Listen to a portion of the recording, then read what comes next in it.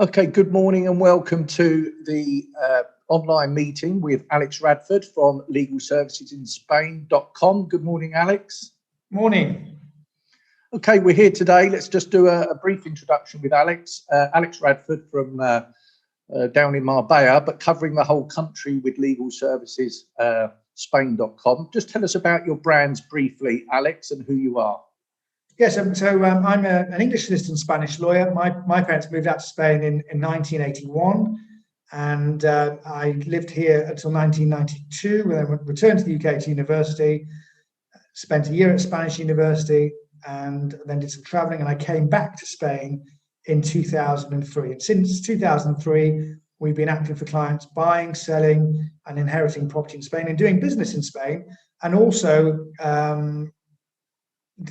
helping clients apply for residency. So we act for clients all over Spain, all nationalities, applying for Spanish residency and obtaining their TIE card, which we'll talk about shortly. Okay, so the main reason that we're meeting today is we're in January 2021, and a lot's happened since the EU changes the rules with Brexit. So mainly about the UK nationals and how that's affected them with the changes in the rules. So there's a lot of people out there that still want to come to Spain, especially post Brexit and with the COVID pandemic, looking for greener pastures, sunnier climates, and basically to live a life, whether it be a second home, holiday home, or to actually move and live in Spain permanently. So let's run through it then, Alex. What are the main changes with the rules? Before we had an open border, we could come through, the UK nationals could come through, stay as long as they like in Spain, like they could in any other EU country. And now there's changes, so there are time limits to that. So we haven't got the freedom of movement. So what can people do now, and what are the main criteria that they need to do for their residency going forward? So what's changed? But what has actually changed is that British people coming to Spain now can only come to Spain for 90 days in a 180-day period. Right. So they after that 90 days, they have to leave Spain, wait until 180 days has expired, and then they can come back into Spain. So 6 months a year? Yeah, so in effect, 180 days in a year. So that doesn't suit a lot of people, Right. Marco. And before, basically last year, any person coming to Spain and intending to spend more than 3 months in Spain had to apply for residency. We've got a difference in residency definitions. If you spend more than 6 months in Spain, then you become a Spanish tax resident. You're taxed in Spain on worldwide assets and income. If you're in Spain for less than 6 months, you're a non-Spanish tax resident, but you can also apply for residency. So in effect, 3 to 6 months, you're a non-Spanish tax resident, but obviously a resident, and more than 6 months, you become a Spanish tax resident. And the tax year in Spain runs from the 1st of January to the 31st of December. So what's changed in that lots of British people now are restricted on how much time they can spend in Spain. They want to spend more time. So what can they do? Well, basically, if they were residing legally in Spain before the 31st of December 2020, and they can prove that, so they can prove that they had, say, medical insurance in place, they were incurring expenses here, so they've got bank statements proving that they were living in Spain, going to the supermarket, going to the petrol station, and just carrying out general life in Spain, then we can still apply for residency for them. Okay. So that's quite important. A lot of people aren't aware of that. Also, if they're, for example, a British couple came to Spain last year and say only one of them applied for and obtained residency, the other one hasn't got residency yet, then that spouse without the residency can also apply for residency now. Okay. So you'd have to prove that you were married before the 31st of December 2020, and the spouse without the residency can apply for residency on the back of their spouse's residency card. If Right. that Would doesn't apply, that apply if they're not married but living together, cohabitating? I was just about to say that it doesn't apply if they're unmarried. They have to prove that they're married, but also that does apply to children and dependents. So if you've got children and You dependents, must be married. You can't just be living together. no, got to be Right. married. Yeah. Okay. Okay. Dependents, so children at university. If they're in the university in the UK, they're coming back to Spain, based on their parents' residency cards, they can get residency as well. So that's quite important. And also, if someone is married to an EU citizen, then the European citizen can apply for Spanish residency, so long as they intend to spend more than 3 months in Spain. And once they've got the residency, then the British spouse can also obtain residency again on the back of their spouse being a EU passport holder and having residency in Spain. Even if they weren't living in Spain before January 2021? Correct. Even if they weren't living in Spain before last year, they basically can apply for residence. The European spouse would apply for residency, and then the British spouse can apply for residency on the back of that application. Again, so long as they're registered, Marco. Yeah, so that would apply to any British citizen that's got a girlfriend or a wife or husband from any EU country can come to Spain on the back of that. And once their partner has applied and got the residency, then they would apply on the back of that. Yes. Yeah, okay. Yeah. Okay, that's clear. Yeah. And then a lot of British people who are living in Spain have the kind of green credit card size residency card, or they've got an A4 size residency card. And now they have the opportunity to update that card to the new TIE biometric card, which I myself have done. So I had an A4 sized green residency card, which I then, when I moved house, I changed that and I was given the credit card size green card. Yep. And now, basically, a couple of weeks ago, I collected my biometric residency card, which is great because I think that's going to help. It's a photographic biometric card, which is going to be very useful to get in and out of the country, and I'll be able to show that with my passport. And it also means I don't have to carry my passport around with me.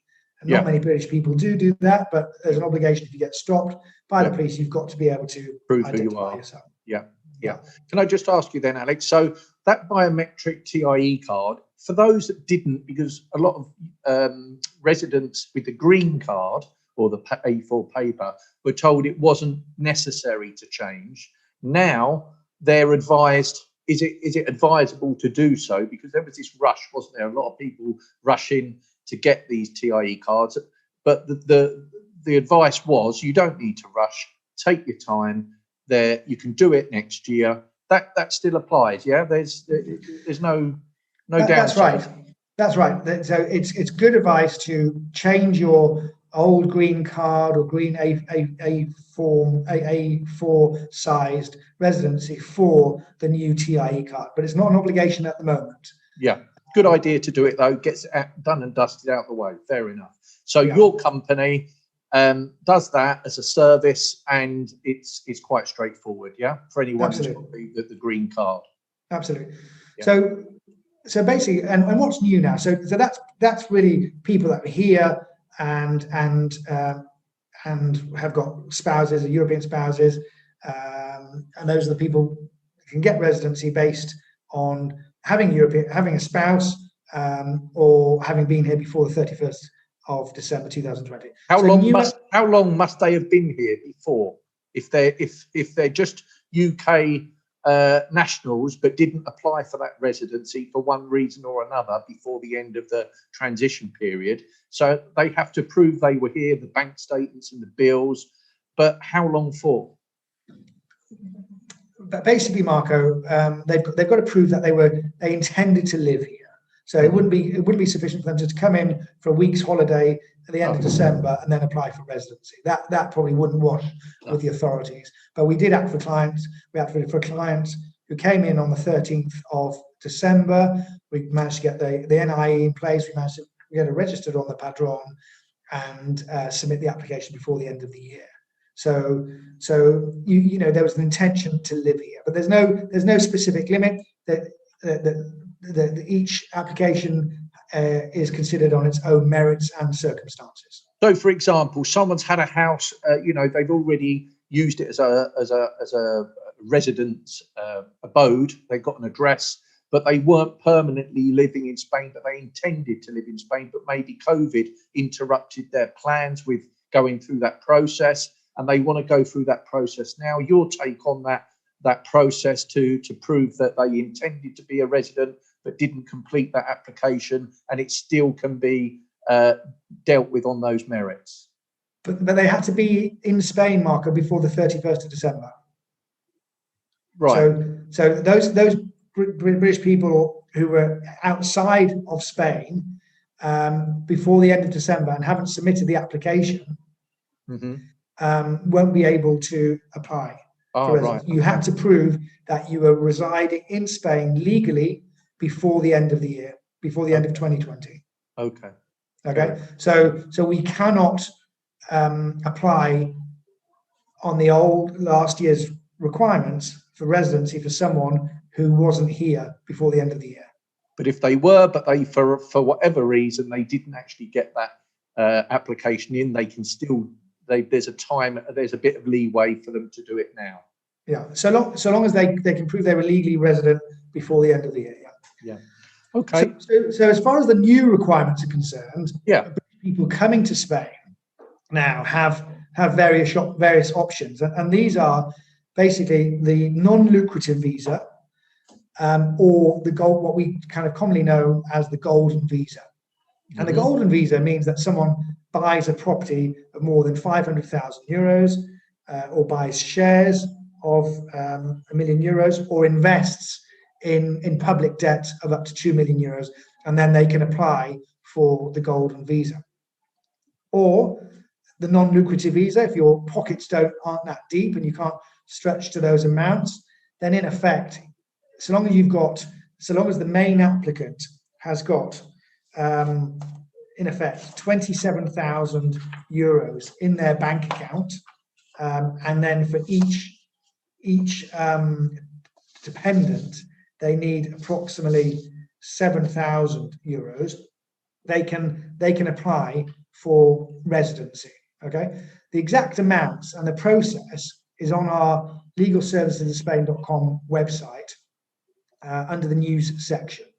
So whereas last year we would apply online for British people applying for residency, the changes this year are that for the non-lucrative visa, each applicant has to apply in person to the Spanish consul in their own home country. Okay, so the exact amount, 27,115.20 euros a year for the main applicant, and that amount is updated on an annual basis. And then for each dependent, it's 6,778.80 euros.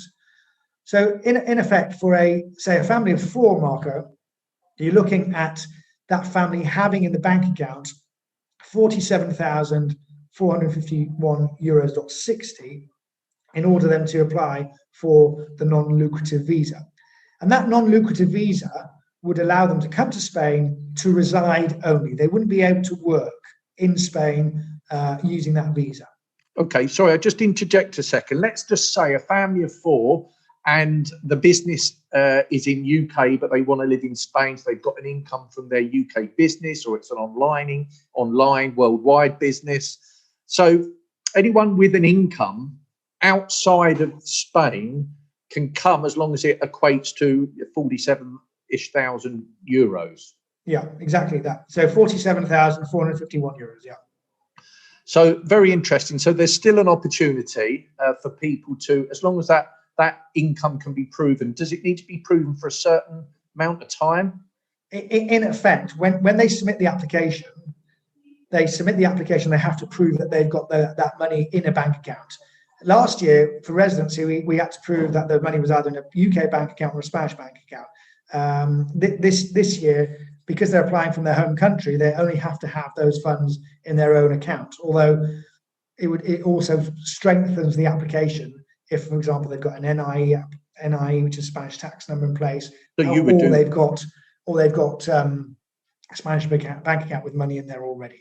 Yeah, so you would do that. I mean, someone would come to you, you would get in place their application ready to submit to the Spanish consulate in the UK. And meanwhile, you would apply for NIE numbers. Could you do that? Correct, yeah. So what we're doing a lot of at the moment is we are putting in place powers of attorney. People want to buy properties.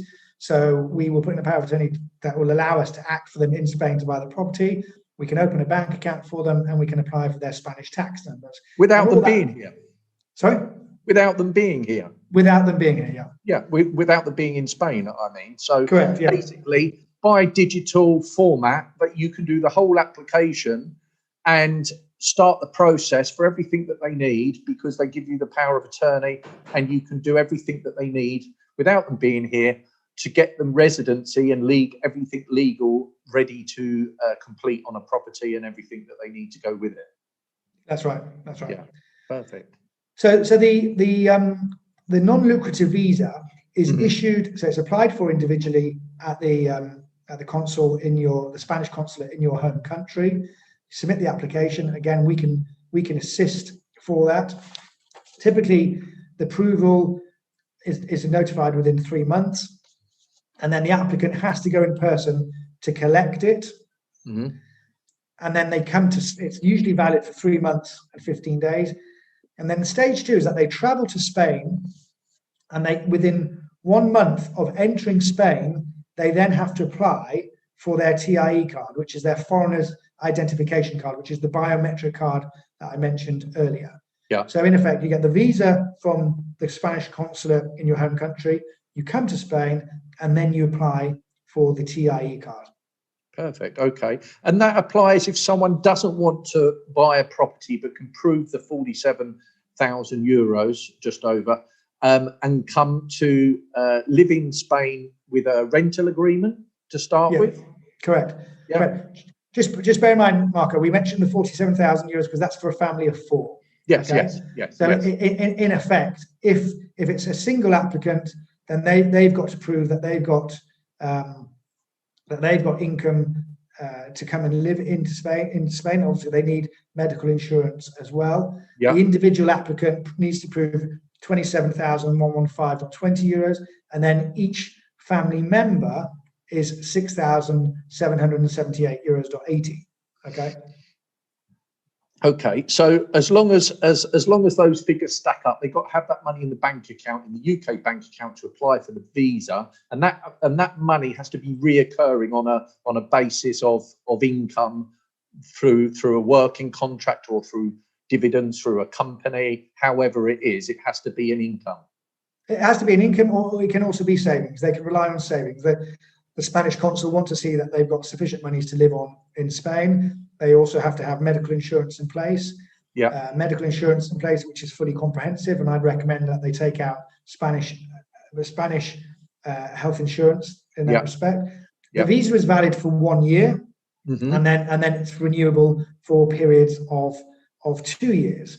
And whoever holds that non-lucrative visa can travel freely through the Schengen states for a maximum period of 3 months within any 6 months period. Within any 6 month period. Right, but stay in Spain for freedom of movement there for as long as they want, up to the period of the visa expiring. Yeah. So that basically is that's the non-lucrative visa. Yeah. And the other visa we talked about, the golden visa. So the golden visa, just to clarify, the golden visa can be applied for at the Spanish consulate in your home country. And if you do that, then it's referred to as the residency visa for investors, also known as the golden visas. But when applying for it in Spain, it's referred to as the initial authorization for investors. We would recommend that you actually come to Spain and we help you apply for it in Spain, because when you are issued with that visa, that the initial period is for 2 years. Whereas if you apply for it at the Spanish consul in your home country, it's only valid for 1 year, and then it has to be renewed again. Okay.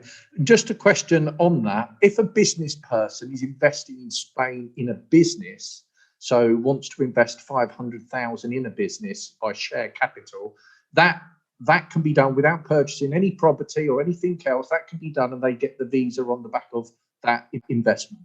No, they have to buy a property of 500,000. Not an investment. And if they were going to buy shares or make a bank deposit, that has to be a minimum amount of 1 million euros. Oh, 1 million. 500 is only for the property. Correct. If they're buying a and property. It doesn't have to be one property market. It can be various properties. Oh, it could be more than one. Okay. Yeah. And actually, on that point, it's very important to mention that if someone had purchased a property of more than 500,000 euros in their name before the 31st of December 2020, they could also apply for that golden visa now. Well, I think there'll be a lot of people that have already got properties worth 500,000 or more. So that's a good point, Alex. So just finally, before we wrap up for today's, just to mention to everyone, these questions can be answered via Alex online. Any questions relating to the residency process and the visa process. And of course, we'll give you the details at the end of this video.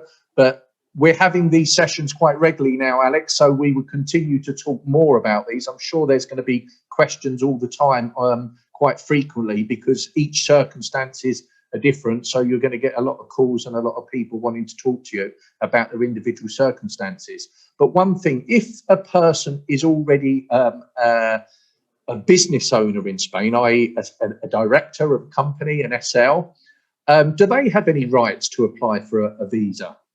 Well, basically, Marco, we've got to then look at their personal circumstances. Were they in Spain before the 31st of December last year? Were they legally resident in Spain? And on that basis, could we apply for residency for them now? Right. So, for example, if they didn't really necessarily want to be a resident before, but they decided now they want to be a resident, the status of being a company director, does that give them any extra no reliability? We would have to prove that they were living and residing in Spain legally before the end of last year. Right. Otherwise, it's a new application, and we've talked about the amounts that need to be proven on that basis. Having a Spanish business or being a company director makes no difference whatsoever. Correct. Perfect. But obviously, it can help the application if the applicant can prove that they run a business here, employ people, and they're spending more than 6 months a year. Right. Okay. Because obviously, if they've had a business, but they didn't want to be a resident before because they had the freedom of movement, now that freedom of movement has gone, then their circumstances may be now they want to become a resident. Correct. Yeah. Perfect.